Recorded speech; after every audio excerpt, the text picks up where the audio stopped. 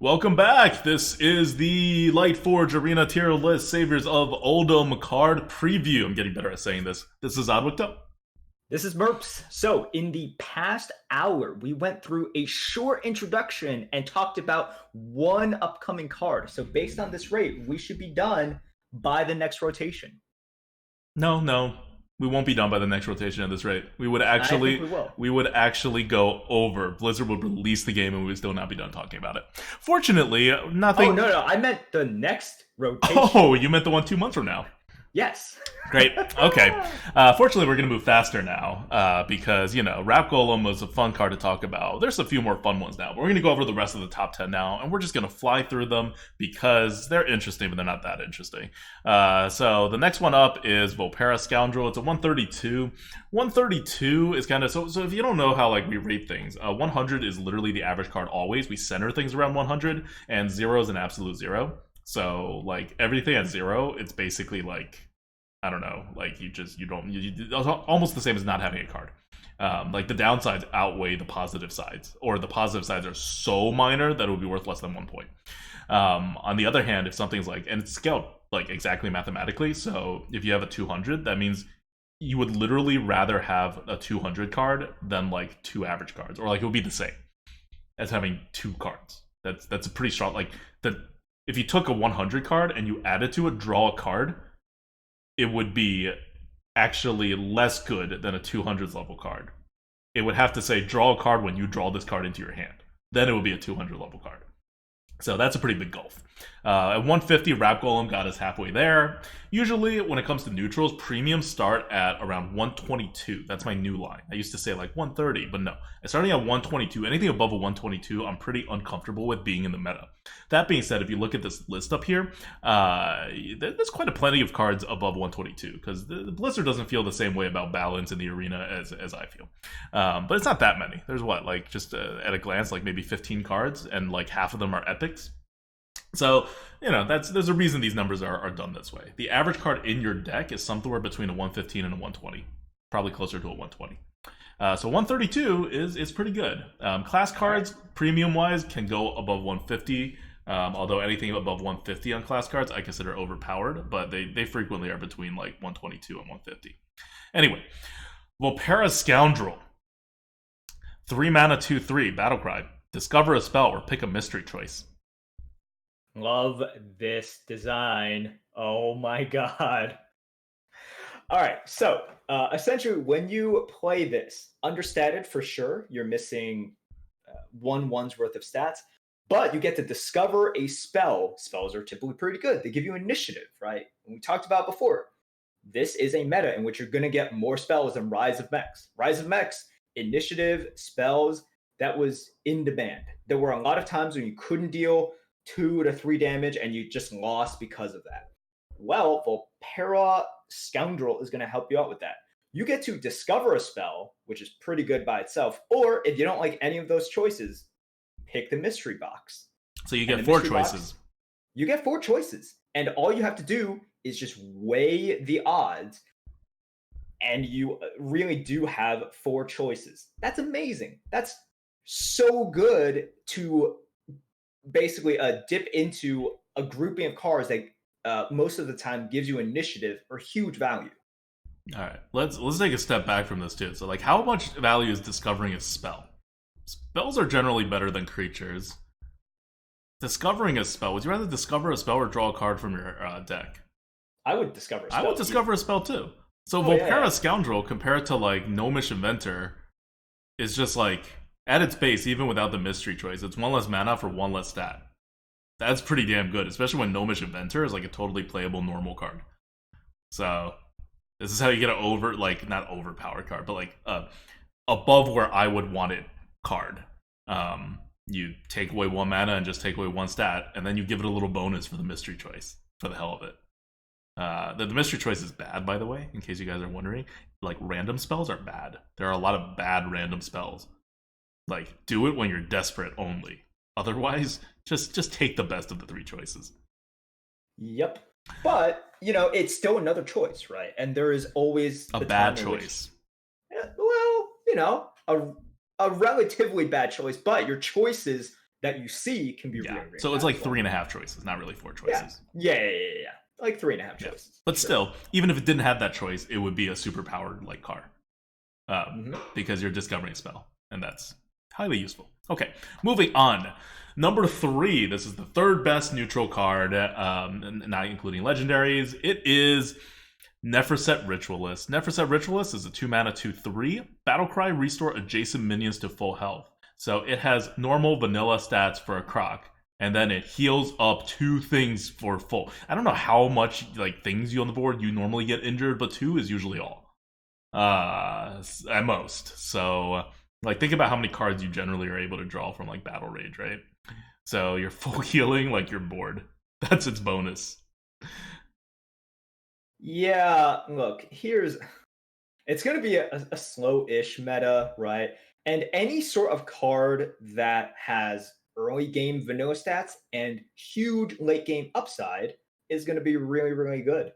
And with all the reborn things coming back, man, restoring stuff to full health seems pretty good, right? So there's a huge amount of danger to leaving stuff up. Or even if you, a lot of times you can't choose to leave stuff up. You just can't do anything about it. And they just win off of that. Yeah. So this little guy is going to win a lot of games just by himself. Yeah. Also, I just want to point like I don't think it's going to be a slow meta at all.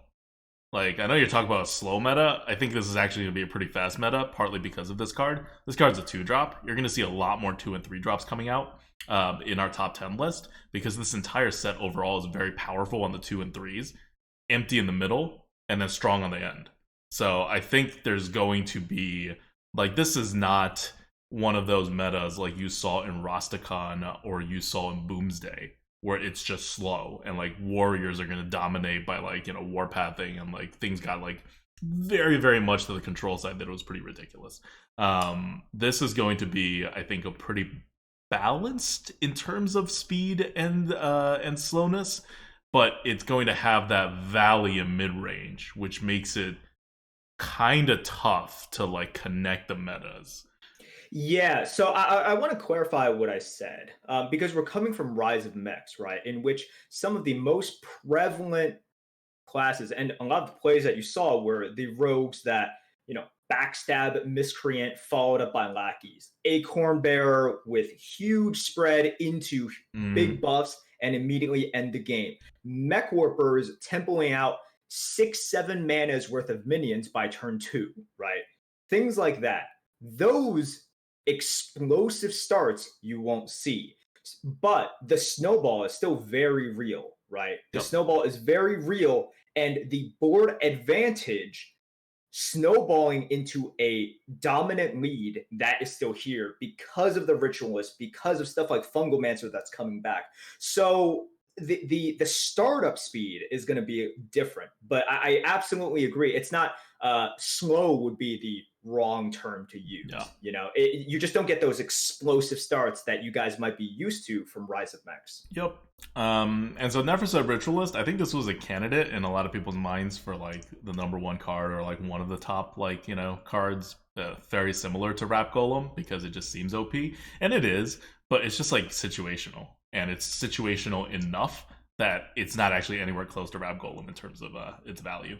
And we have word from our chat, thank you Taro, that because like people have already been playing with these cards, so we know the bucketing. It may change by the time this is actually released, but like Shady Bunny had a stream where they were just like playing it, and this card is apparently in like the 4th bucket or something.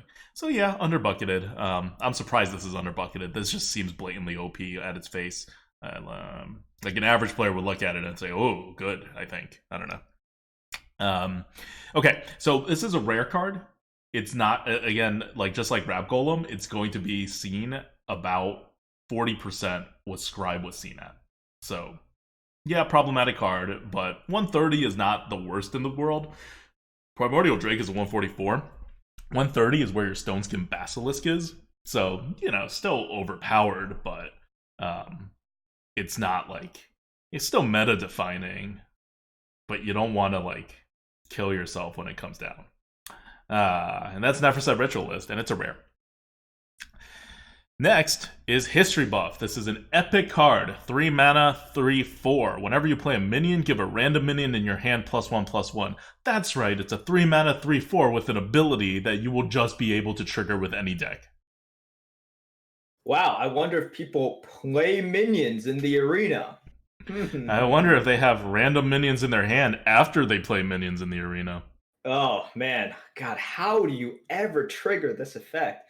Yeah, once again, if we're talking about cards that can just win the game by themselves, we're getting quite a few of them. And History Buff, this is a thing in which if you don't have that immediate answer, or if you don't have the kind of deck that can just completely grind, install, and then wipe everything that they have in one swoop, +1/+1 is pretty good. That's typically the advantage of one turn at least. And this thing just gives it to you for doing what you were going to do anyways. Mm-hmm.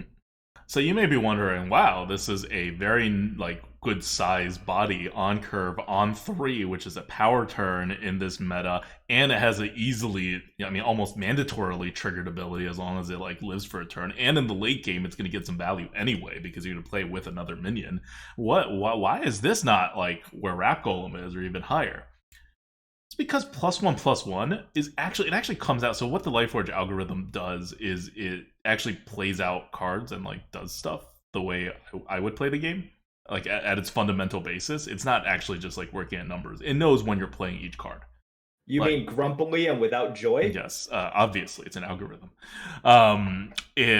So what's happening is really if you play this on 3, it's actually not that good. It's good. It's definitely way better than a 3 mana 3/4. But a 3 mana 3/4 is a 110 maybe. This is a 130, so it's getting that value. But it's not going to trigger that much because it's going to die in 2 turns. And when you play another minion, you get a buff, but you're not going to play that on the same turn. It's not like on turn 4 you're going to play 2 2-drops, and you might. But you would have to do that in order to get the value on turn 4 instead, and the random minion that it buffs has to be the other 2-drop. It's just very low odds for it to happen. Instead, you play something on turn 4, probably a 4-drop, and then it buffs something else that you may or may not be able to play on 5, right? And then it's dead most of the time, even if it survived the initial turn, which at 3/4 it's actually very likely to survive the initial turn. So playing it on 3, it's not as insane as it seems. No. Or some people might say it's not even as insane as you think I think it is. So it's definitely very good. It's 130. Anything above a 122 in neutral, I don't think should be in the arena. I think should get nerfed. And that includes classic card. I say classic card because there's only one card in classic that fits this, and that's Argent Commander. In fact, the other one that used to be here was Azure Drake, and that was removed. But still, it's not that bad. Well, we'll see. I don't think it's gonna ruin the arena or anything, especially as an epic. No, but once again, a strong card with vanilla stats that has late game significance as well. This isn't just Spider Tank, right? In which what is the downside of Spider Tank? The fact that it is only a Spider Tank and not an ogre when you need an ogre. Well, this gets you a little bit closer to the ogre while still being a Spider Tank. Yeah, it gets you halfway between a Spider Tank and an ogre if you play it on a late game. All right. Quicksand Elemental is next. 2 mana, 3/2. Battlecry. Give all enemy minions -2 attack this turn.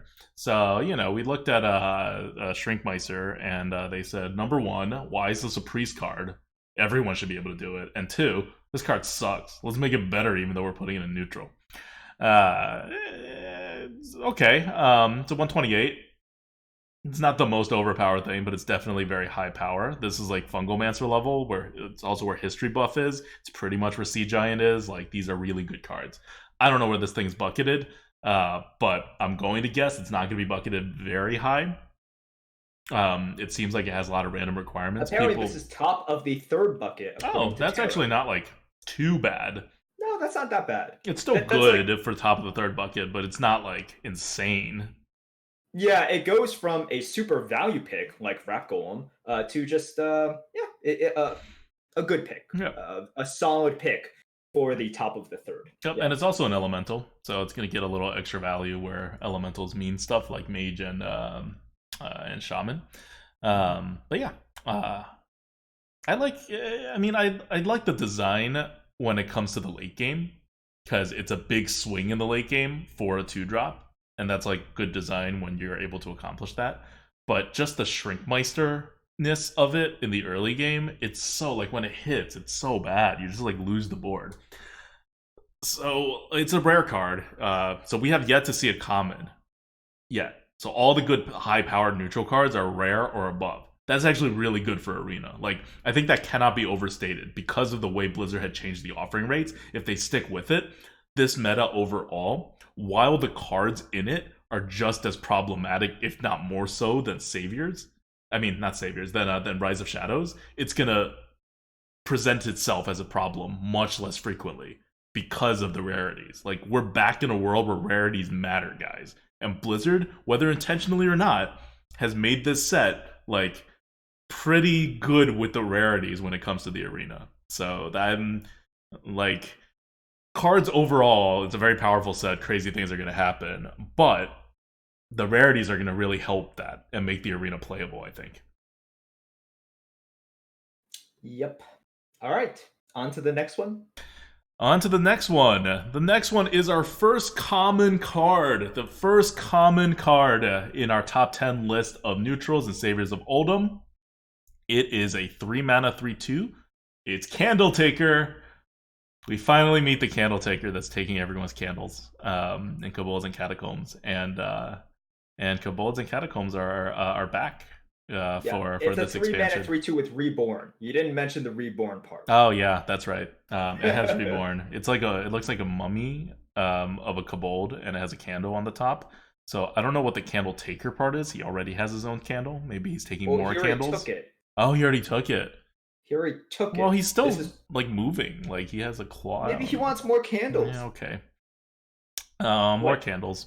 So this. I think Candle Takers just take one and then that's it. There's a reason they're known as Candle Takers. They take multiple candles. They take all the candles. Okay, so it's a 3-mana 3/2 with Reborn. Reborn being whenever it dies, it comes. I mean, the first time it dies, it comes back as a 3/1, but like injured. So I guess you get healed up for that extra health if it matters. But yeah, it's a power creep on Scarlet Crusader, which is fine because Scarlet Crusader really was like a normal level kind of card, and they're making a better version of it. I know. The problem is, it is 2 buckets lower than Scarlet Crusader. Wait, really? It is. So Scarlet Crusader is in the 3rd bucket. Where she belongs. She actually belongs lower than that. I never take Scarlet Crusader anymore. I almost never do. But, it's fair, right? It's fine. It's fine. But this guy is apparently in the bottom of the 5th bucket. So... Okay. A card that is strictly better than another card is significantly lower bucketed. I mean, this will fix itself. I trust that average players are like not the smartest tools in the shed, but like they're not this bad. Okay, I don't think there's a lot of smart tools in the shed. They're probably not the sharpest either. No. They got to be smart.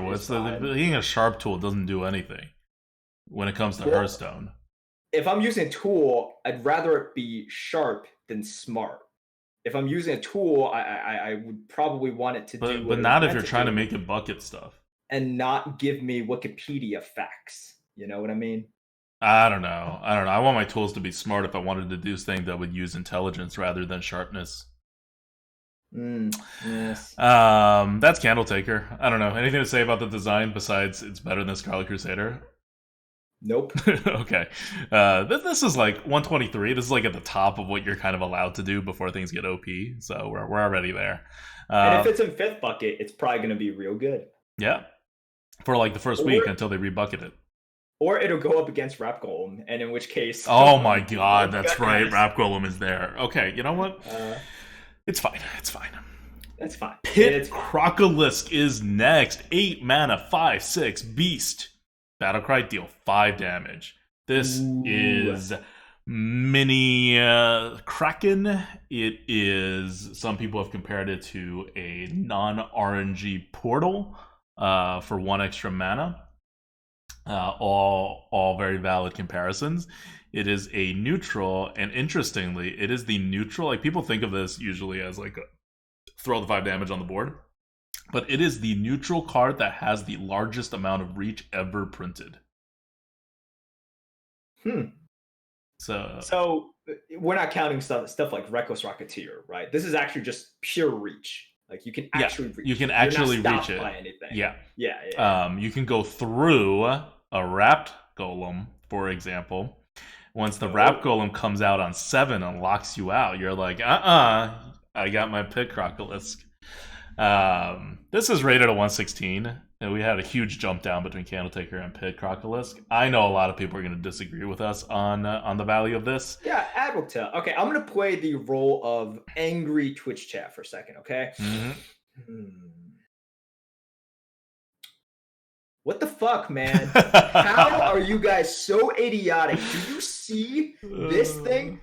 8 mana, it fucks up your face. How stupid are you guys? What did you do with this algorithm? Did you just put it on a napkin? Don't you see how intimidating it looks? Have you seen the golden version? Did you see Brian Kibler, the god, play with this card? All right, I'm done. Okay, so to angry Twitch chat, I say, I think for the most part, most players play the game slower than they should. And so for most players, if you're playing, especially if you want to play this meta slow and start on 3 or something, Pit Crocolisk will be better than where we rated it. In the same way, Kraken was better than where we rated it. But we're not changing our rating of them, because what you should do instead is play faster. And when you play faster, Pit Crocolisk often is just too slow to matter. And that 5 damage of reach is fine, but it becomes like 8 mana, deal 5, like if your opponent has 5 health or less, win the game. Otherwise, I don't know, like, this is a really crappy, like, Mind Blast. Deal 5 damage to the face should be a 2 mana card, and that's a crap card in the arena. So this is like, it gives you that, it has a lot of flexibility, right? Which is good, but I think it's overrated because of how people generally play. Like, I will concede that just like Kraken, it may feel very good to play, but I'll also be on the same page as just like Kraken in that you should play in a way in which Kraken and Pit Crocolisk both feel worse to play. Pit Crocolisk, by the way, is better than Kraken, just so we're all clear. It's rated higher. Yeah. So, guys, also, it's very meta dependent. So a lot of these things that are, you'll see with the old cards as well. Cards that you remember the score of because you love the tier list and you memorize everything about the tier list. You'll see that a lot of cards have changed scores. Some have gone up, some have gone down, and it's just because of the meta. So I see a question right now. Someone in the chat is currently asking, hey, isn't Wrap Golem worse because of this card? No, it's the opposite. This card is worse because of Wrapped Golem. No, Wrap Golem has that, like, if Wrap Golem were not in the meta, this card would probably be better. By the way, what are you doing with this card to, like, Wrap Golem? It, like, trades negatively with Wrap Golem, and Wrap Golem is 1 mana less. Yep.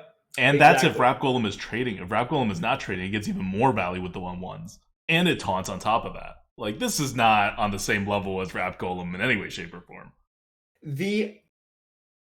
Whenever you are able to win the game or sort of like get that, because like I said, it's not early snowball, but there are power turns, right? We're talking about Fungalmancer here. We're talking about starting with that powerful Turk Reaper on 3, following up with the almost game-winning Fungalmancer on 5, and wrapping up the game, with Wrap Golem on 7, such that the Pit Crocolisk on 8 is not as impactful as you think it's going to be all the time. Obviously, sometimes it's going to be real good, right? And that's why it's still at 116. It's also a common card, so you're going to see it a lot more than like Wrap Golem, because I think, like, I'm almost certain it's going to start out in a place where people think it's underbucketed because it looks strong, and you know, maybe in the way most people play, it actually is strong for them. But yeah, you're gonna see this in the meta. This is gonna be like Shovel Fist, right? Like I saw way more Shovel Fist than I saw like Scribes for the first like 3 weeks, and then all of a sudden I started seeing much more Scribes than Shovel Fist, as people realized Scribes are better than Shovel Fist, and I was like, oh, there goes my edge. I'm gonna Yeah. have to actually play the game. So guys, for this card, I think this is important to take into consideration. Okay, what's the other ubiquitous 8-drop? It's Violet Yep. Worm, right? If you look at Violet Worm, Pit Croc is a 116. Violet Worm is a 112. So this if is you're a little bit thinking better. like so if you're thinking like Pickrock is better than Viola Worm, yeah, we agree. We also don't think Viola Worm is the best thing since like sliced bread or anything. No. And Viola Worm may go upward. Like how many grubs you actually get out of this thing is like that's this really complicated thing that we're doing. So like, but it's plus or minus one scrub is how much we may be off in this meta by. So it may end up going up by like, but no more than 5 points at most. Which means it's not a premium card. Like a lot of people think of Viola Worm as a premium card. And back in the day, it was a premium card, and we rated it as a premium card. But in this upcoming meta, Viola Worm, because it doesn't do stuff on the board immediately at a level in which, look, if you're control or you're like trying to have like a lot of value, you will have plenty of ways to have a lot of value and do stuff. You don't need a Viola Worm. And if you're like dealing with fast decks, you want stuff that can taunt. You want stuff that can remove. The Viola Worm is too slow in this upcoming meta. That's why when Merps was talking before in the Neferset Ritualist, and he's like, oh yeah, it's going to be a slow meta. I was like, no. It's actually going to be kind of a fast meta. Like, people who think it's going to be a slow meta, you look at all these big cards coming in. But did you know that on average, in decks, based on what you're offered, you will be offered 15% more smaller cards? As in, cards that are around 2/2 or 3/3? Compared to Rise of Mechs. And you think Rise of Mechs was fast. Rise of Mechs had more tokens. It had more 1/1s, right? It had more 2/1s. But if you just look at all of them as stuff that's like below 3/3 or below, right? Let's just say that. Well, this upcoming meta, you're going to be offered more of those than you were even in Rise of Mechs.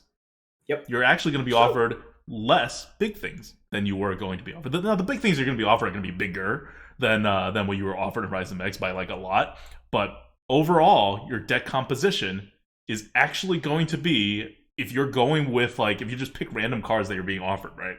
It's going to be pretty skewed towards a smaller deck than what you're considering. Which means if you keep trying to pick the bigger cards by skewing your draft back that way to fight Blizzard's bucket, the fight Blizzard's bucket and general like offering odd system, you're going to get a worse value deck.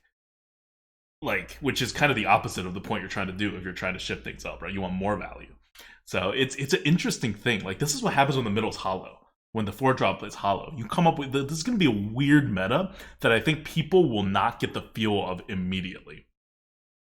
So I think a lot of people are remembering the meta, like the pre all of the rotation metas, in which perhaps if you're watching Shady, you saw the co-op I had with Shady and Collins, in which I think we drafted, or really Shady drafted 3 Violet Worms in the first 10 picks, and it went 12, and that's fine. It's not the same meta. The rotation and the bucketing system, everything has made it such that it is not that meta. Just because Worm is back doesn't mean Worm's impact on the meta and your board state going into Worm is exactly the same. And stuff like Violet Worm is the card that is obviously going to be impacted the most. Yeah.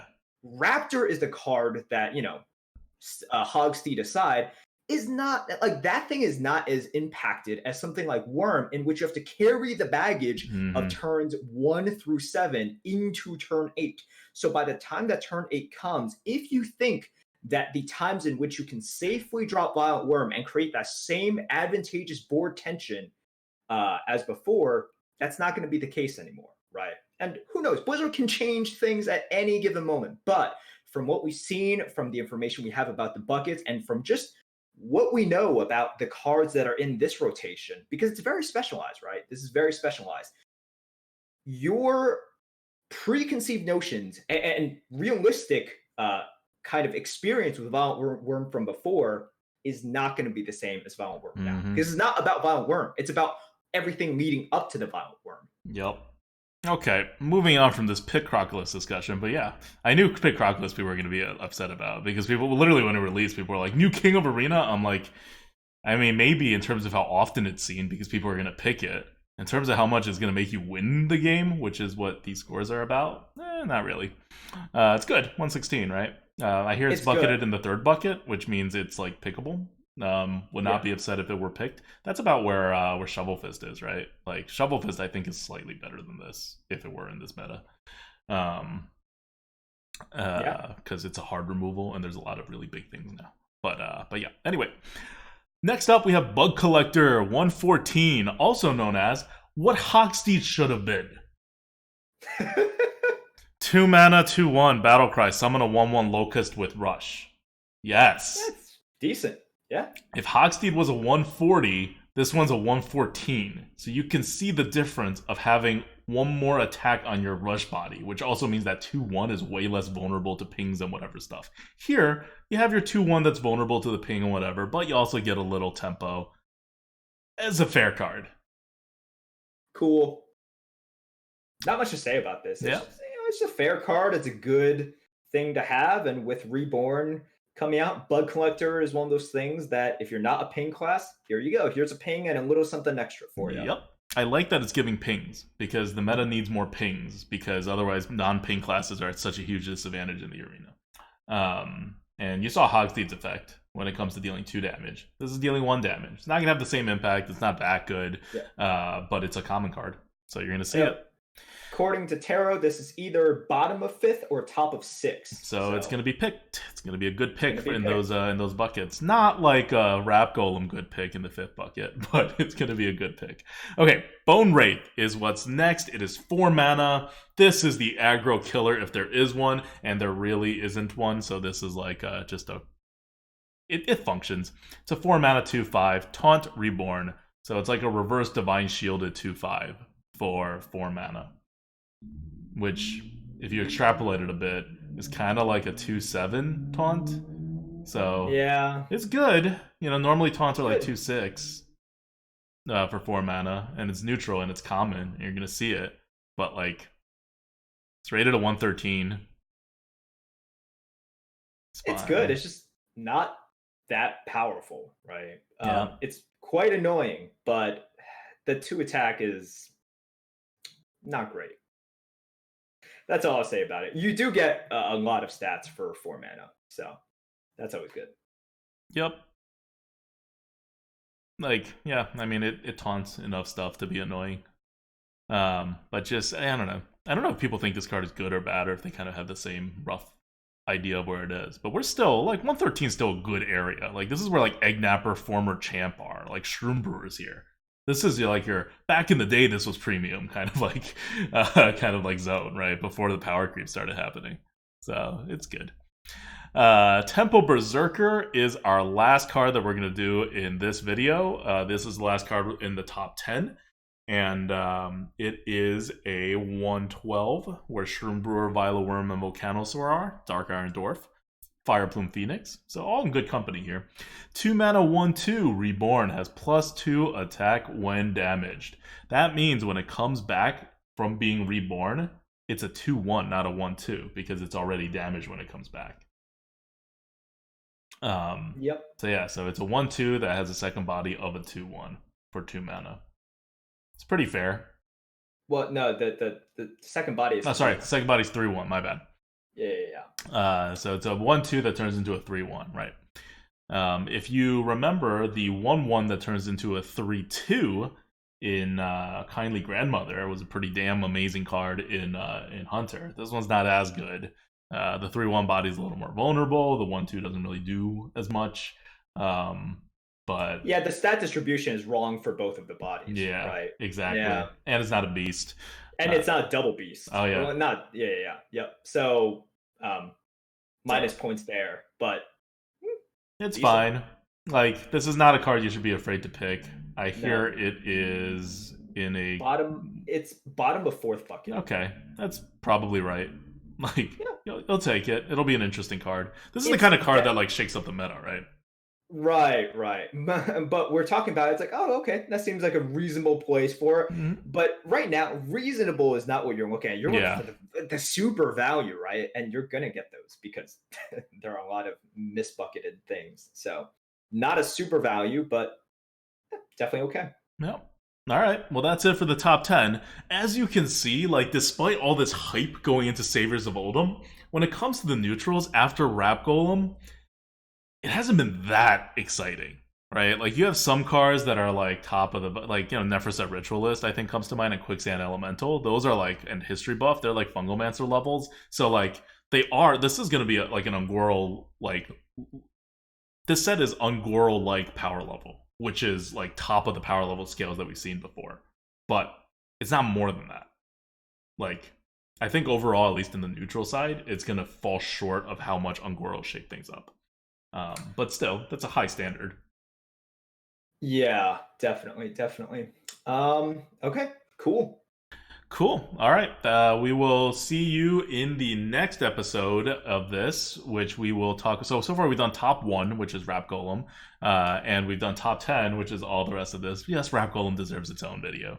Next, we're going to do all the other relevant neutrals, and we're going to just fly through them because they are less interesting for the most part. But yeah, do you want to give some shout outs? Thank you to Twitch chat. And thank you to Taro for giving us the bucket information. Yeah. I didn't think we'd have that, but that is always appreciated. And for all of you guys that have nothing better to do on a Sunday night or a Monday morning for you EU folks, have a Merps heart.